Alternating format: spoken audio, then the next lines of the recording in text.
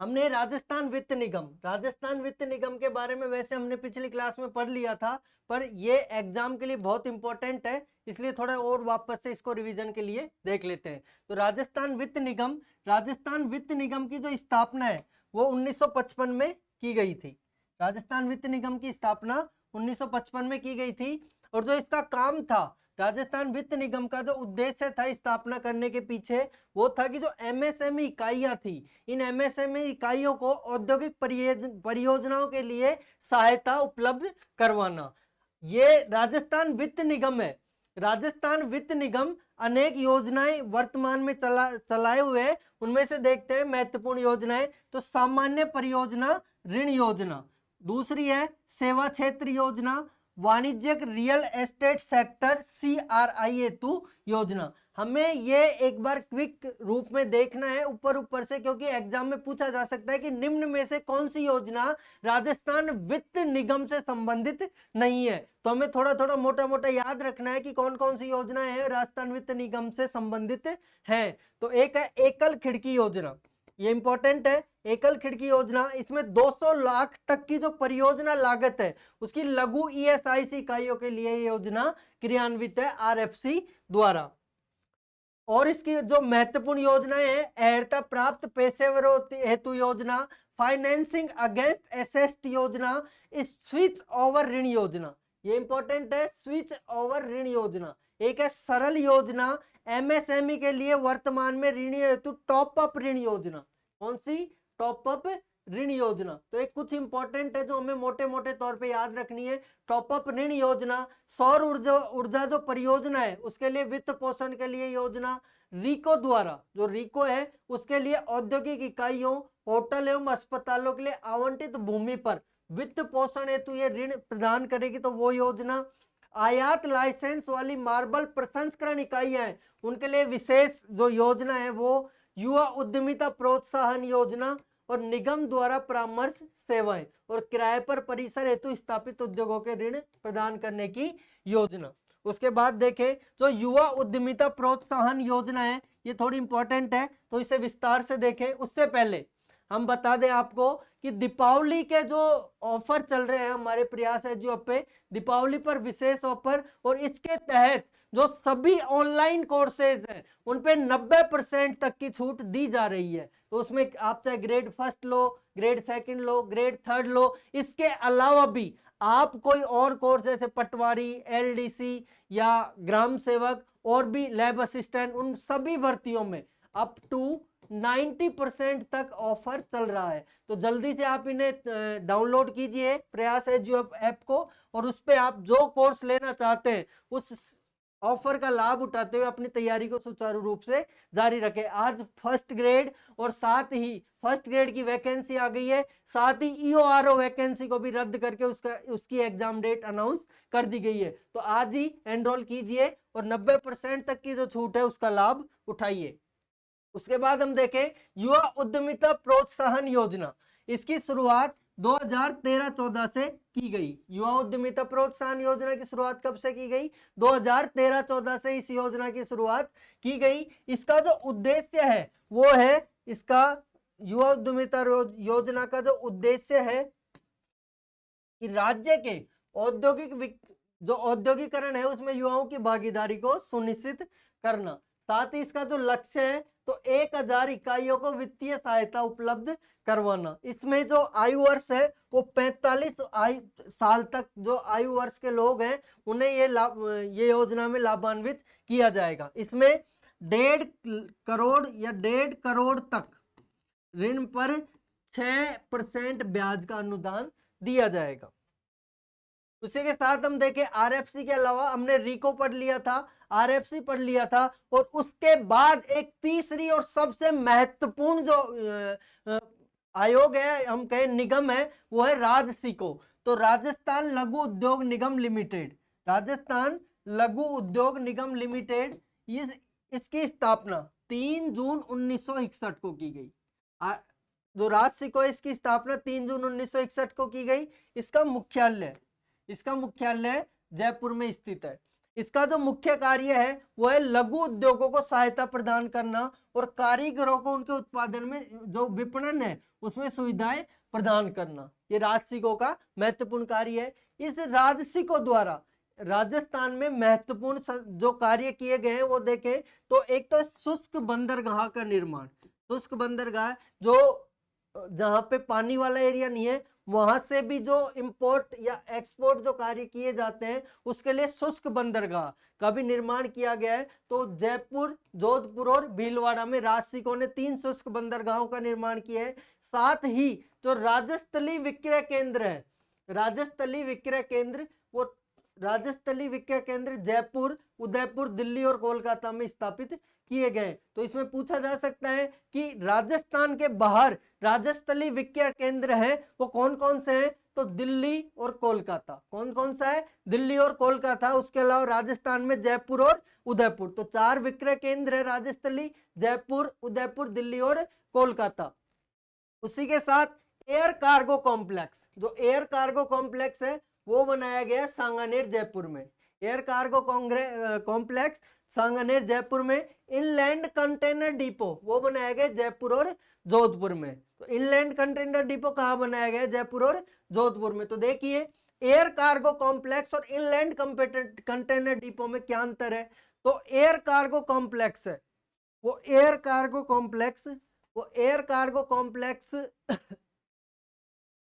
Air cargo complex है। उसमें है कि जो आपको पर्सनली कोई सामान भेजना है, जैसे आप बाहर रहते हैं और घर वाले कोई पर्सनल आपका एक ही वस्तु है वो भेजना चाहते हैं तो उसके लिए इनलैंड ये एयर कार्गो सर्विस का यूज ले सकते हैं। ये एयर कार्गो सर्विस अभी तो जयपुर, सांगानेर जयपुर में है, लेकिन एक प्रस्तावित भी है उदयपुर में। एक उदयपुर में भी ये क्या है? प्रस्तावित है। साथ ही इनलैंड कंटेनर डिपो की बात करें तो इनलैंड कंटेनर डिपो में जो बड़ी जो कंपनियां हैं वो अपना माल एक्सपोर्ट करना चाहती है, बाहर भेजना चाहती है, उसके लिए इनलैंड कंटेनर डिपो का यूज किया जाता है जो कि जयपुर और जोधपुर में बनाया गया। इसके अलावा भी जो इस बार है उसमें तो 2 यूज नाम दिए गए हैं। इसके अलावा भिवाड़ी में भी है, एक बाड़मेर में, बालोतरा में भी है, ये और भी इनलैंड कंटेनर डिपो बनाए गए हैं। उसके बाद हम देखें तो Vishwakarma MSME tower, Vishwakarma MSME tower ये बनाया गया है जयपुर में। ये बनाया गया है कहाँ? जयपुर में। और जो इसी के तहत जो राजस्थान लघु उद्योग निगम लिमिटेड है राजसिको, इसी में हम बात करें तो पीएम गति शक्ति योजना, पीएम गति शक्ति योजना, इस पीएम गति शक्ति योजना के तहत, ये भारत सरकार की एक योजना है। और पीएम गति शक्ति योजना जो भारत में योजनाएं चल रही है उनके त्वरित एक्शन के लिए या फटाफट से उनको आगे बढ़ाने के लिए एक सभी योजनाओं के ऊपर एक पीएम गति शक्ति योजना लॉन्च की गई भारत सरकार द्वारा। तो उसी में देखें तो पीएम गति शक्ति योजना भारत सरकार द्वारा आईसीडी है इनलैंड कंटेनर डिपोट। जो इनलैंड कंटेनर डिपोट है इसके अंतर्गत बासनी, कहां से?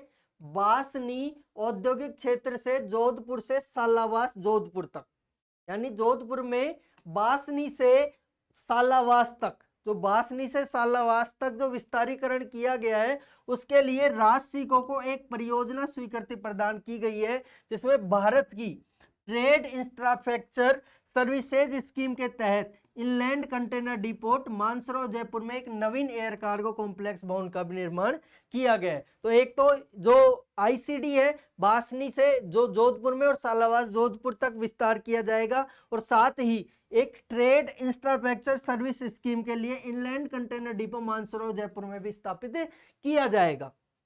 उसी के साथ देखें तो जो राजसिको है इस राजसिको के लिए ही एक दो इसमें जिम्मेदारियां दी गई है। हम देखें Delhi Mumbai industrial corridor DMIC, Delhi Mumbai industrial corridor जिसमें वेस्टर्न डेडिकेटेड फ्रंट कॉरिडोर के नाम से भी ये मशहूर है। तो इसमें देखें तो भारत सरकार द्वारा दादरी यूपी से यानी दादरी उत्तर प्रदेश से और जवाहरलाल नेहरू जो पोर्ट है मुंबई में उसके लिए एक बीच में एक डेडिकेटेड फ्रंट है, एक कॉरिडोर है जिसकी कुल लंबाई 1504 किलोमीटर है और जो 38% मतलब टोटल टोटल का 38% अपने राजस्थान से गुजरता है।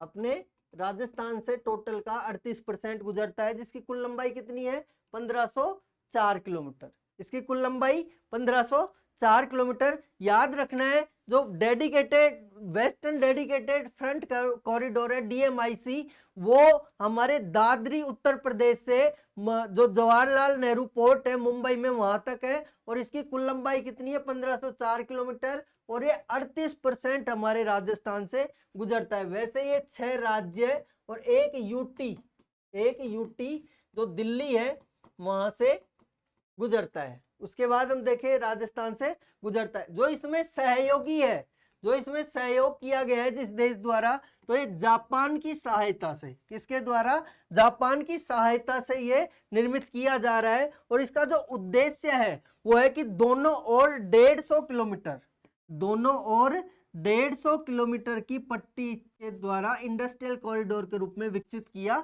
जाएगा। यानी जो हमारा ये कॉरिडोर है, इस पे 150 किलोमीटर, यानी ये है उसके 150 किलोमीटर पट्टी के रूप में, इसके दोनों ओर 150 किलोमीटर पट्टी के रूप में एक इंडस्ट्रियल कॉरिडोर बनाया जाएगा। इसमें जो इस कॉरिडोर के तहत कुछ निवेश क्षेत्र बनाए गए अपने राजस्थान में, तो एक है खुसखेड़ा भिवाड़ी जो नीमराणा में है, खुसखेड़ा भिवाड़ी तो नीमराणा में एक वो, एक है अजमेर किशनगढ़, अजमेर किशनगढ़, ये यहाँ पे निवेश क्षेत्र स्थापित किए गए हैं। साथ ही औद्योगिक क्षेत्र की बात करें तो औद्योगिक क्षेत्र में एक तो है जोधपुर पाली मारवाड़, ये है जोधपुर पाली मारवाड़, जिसकी जिम्मेदारी किसे दी गई है? रीको को। इसकी जिम्मेदारी किसे दी गई है? रीको को। और इसे 12 अक्टूबर 2020 को विशेष निवेश क्षेत्र के रूप में सूचित किया गया है। तो याद रखना है, विशेष निवेश क्षेत्र के रूप में किसे सूचित किया है? तो जोधपुर पाली मारवाड़ वाला जो क्षेत्र है, यानी जो कॉरिडोर है औद्योगिक क्षेत्र, उससे। साथ ही जयपुर और दौसा, और एक तीसरा है राजसमंद भीलवाड़ा। तीसरा कौन सा है? राजसमंद और भीलवाड़ा। तो देखिए दिल्ली से, यानी दिल्ली के पास से यहाँ यूपी दादरी से ये महाराष्ट्र मुंबई में JLN जो पोर्ट है वहां तक ये फैला हुआ है इस रूप, ये राजस्थान से भी गुजर रहा है। उसके बाद हम देखें तो राजस्थान में DMIC का जो प्रथम चरण है उसमें, तो प्रथम चरण के अंतर्गत खुसखेड़ा भिवाड़ी नीमराणा ये 165 किलोमीटर, उसी में जोधपुर पाली जो मारवाड़ रीजन है वो है 154 किलोमीटर। ठीक है, इसके विकास के लिए स्पेशल पर्पज व्हीकल कंपनी रिडको की स्थापना की गई है। यानी इसके रख रखाव के लिए हम कह सकते हैं कि एक ठेके के रूप में जो रोडों का निर्माण किया जाता है, उस रूप में इसके लिए स्पेशल पर्पज व्हीकल कंपनी की स्थापना की गई है, जिसमें एक रिडको की एक अलग से स्थापना की गई है, जो कि इसे तकनीकी व अन्य सहायता प्रदान करेगी। रिडको इसे क्या करेगी? DMIC को तकनीकी व अन्य सहायता प्रदान करेगी। साथ ही हम देखें स्पेशल व्हीकल पर्पज कंपनी के बारे में, तो स्पेशल व्हीकल जो पर्पज कंपनी है उसमें Rajasthan industrial development corporation RIDC और रिडको है ना, तो इसे राजस्थान इंडस्ट्रियल डेवलपमेंट कॉरपोरेशन की स्थापना की गई, जो कब की गई? 15 मार्च 2022 को, 15 मार्च 2022 को। आगे देखें तो ये हमने यहाँ देखा था कि जो स्पेशल ये है विशेष निवेश अधिनियम 2026, तो राजस्थान विशेष निवेश क्षेत्र अधिनियम 2016, तो इसमें अधिसूचित है 16 अप्रैल 2016 को ये अधिसूचित किया गया। इसका उद्देश्य क्या है? तो राज्य एवं DMIC क्षेत्र के विशेष निवेश क्षेत्रों का नियोजित एवं व्यवस्थित अध्ययन करना। हमने देखा था विशेष निवेश क्षेत्र के अंतर्गत जो क्षेत्र था, ये देखिए जोधपुर पाली और मारवाड़, जिसे विशेष निवेश क्षेत्र के रूप में सूचित किया गया है, वो देखिए 16 अप्रैल 2016 को अधिसूचित हुआ। और राज्य के DMIC क्षेत्र, राज्य एवं DMIC विशेष निवेश क्षेत्रों को नियोजित एवं व्यवस्थित इनका अध्ययन करना है, इन्हें सुविधाएं उपलब्ध करवाना। साथ ही विशेष निवेश क्षेत्र के विकास एवं निगरानी हेतु राजस्थान विशेष निवेश बोर्ड का भी गठन किया गया। अलवर जिले में भिवानी इंटीग्रेटेड टाउनशिप नामक विशेष निवेश क्षेत्र भी इसमें घोषित किया गया है। उसके आगे हम बात करें तो खादी एवं ग्रामोद्योग बोर्ड, कौन सा? खादी एवं ग्रामोद्योग बोर्ड, जिसे हम KVIC के नाम से भी जानते हैं। तो देखिए, खादी एवं ग्रामोद्योग बोर्ड की स्थापना असंगठित क्षेत्र के कारीगरों को रोजगार प्रदान करने के लिए, उच्च गुणवत्ता युक्त उत्पादों के सहायता प्रदान करने के लिए एवं दस्तकारों को प्रशिक्षण प्रदान करने और आत्मनिर्भर भावना जागृत करने के लिए इसकी स्थापना की गई। किसके लिए? खादी एवं ग्रामोद्योग बोर्ड की स्थापना असंगठित क्षेत्र के कारीगरों को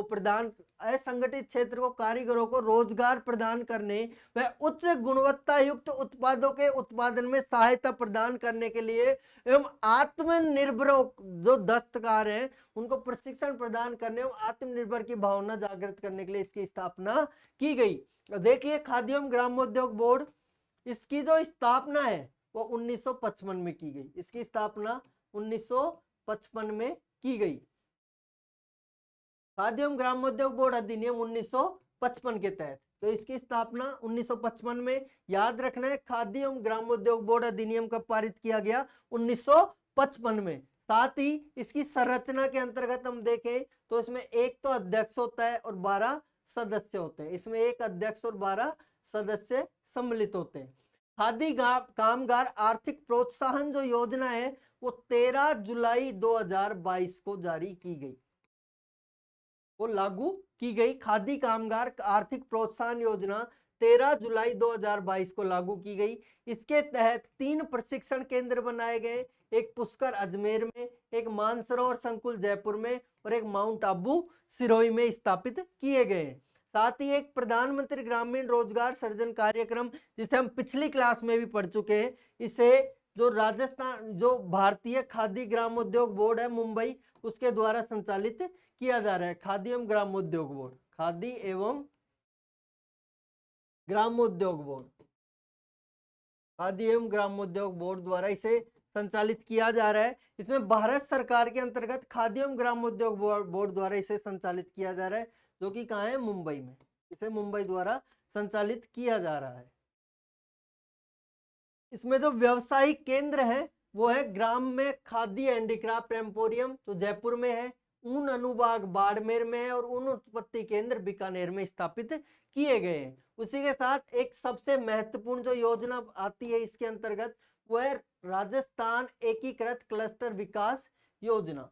ये राजस्थान एकीकृत जो क्लस्टर विकास योजना है, इसके अंतर्गत दौसा एवं टोंक में चमड़े के उत्पाद, यहाँ से क्वेश्चन फंसने के चांस है एग्जाम में, वो कौन कौन से? तो दौसा में जो चमड़े के उत्पाद हैं उसके लिए दौसा एवं टोंक, जो बंदेज है उसके लिए बीकानेर व चूरू, कसीदाकारी के लिए बाड़मेर, ब्लू पोट्री हेतु जयपुर में सेंटर ऑफ एक्सीलेंस की स्थापना की जाएगी। तो याद रखना है, ब्लू पोट्री जो एक जिला एक उत्पाद है, उसमें हमारे दूदू जिले का है। और साथ ही ब्लू पोट्री के लिए जो सेंटर ऑफ एक्सीलेंस की स्थापना है वो कहाँ की जाएगी? हमारे जयपुर में। अलवर पुष्कर अजमेर में ग्रामीण हाट की स्थापना की जाएंगी। जो ग्रामीण हाट लगाए जाएंगे वो जयपुर व पुष्कर अजमेर में लगाए जाएंगे। ये RAS मेंस में पिछली बार भी पूछा गया था, 2023 में RAS मेंस में पूछा गया क्वेश्चन है और 5 नंबर का एक क्वेश्चन पूछा गया था। तो इसके बारे में आर्थिक समीक्षा है, वहाँ पे इतनी जानकारियाँ कम दे रखी हैं, उससे अकॉर्डिंग आप अच्छे से इसे याद रख सकते हैं। खादी कामगार जो आर्थिक योजना है उसे लागू किया गया था 13 जुलाई 2022 को। इसका संचालन खादी एवं ग्रामोद्योग KVIC द्वारा ही किया जा रहा है। इसमें जो छूट है वो राज्य में खादी वस्त्रों को फुटकर बिक्री पर 50% की छूट दी जाएगी। वहीं इस 50% की छूट में हम बात करें तो खादी वस्त्रों को फुटकर बिक्री पे टोटल जो 50% की छूट दी जाएगी उसमें किस प्रकार है? तो 35% 35% खादी वस्त्रों की बिक्री पर छूट दी जाएगी, 10% मार्केटिंग पर छूट दी जाएगी और 5% संस्थाओं को छूट दी जाएगी। इस प्रकार 10, 5 और 35 टोटल मिला के कितने हो गए 50। तो 35 तो किस पे दी जाएगी, खादी वस्त्रों की बिक्री पे, 10 दी जाएगी मार्केटिंग पे और 5% किस में दी जाएगी, संस्थाओं के आधार पे। तो टोटल कितने परसेंट की खादी कामगार आर्थिक योजना में 50% की छूट दी जाएगी। बजट जो प्रावधान है इस बार उन्हें हम बात करें तो राज्य बजट के अंतर्गत बोर्ड द्वारा विपणन विकास सहायता हेतु मार्केटिंग डेवलपमेंट असिस्टेंस, बोर्ड प्रशिक्षणों के केंद्र के विकास हेतु अनुदान, computerisation of board and centres, khadi एक नई पहल योजना, खादी एक नई पहल योजना ये बजट में दिया गया है, याद रखना है। भंडार नवीकरण द्वारा आदि संचालन इनका किया जाएगा।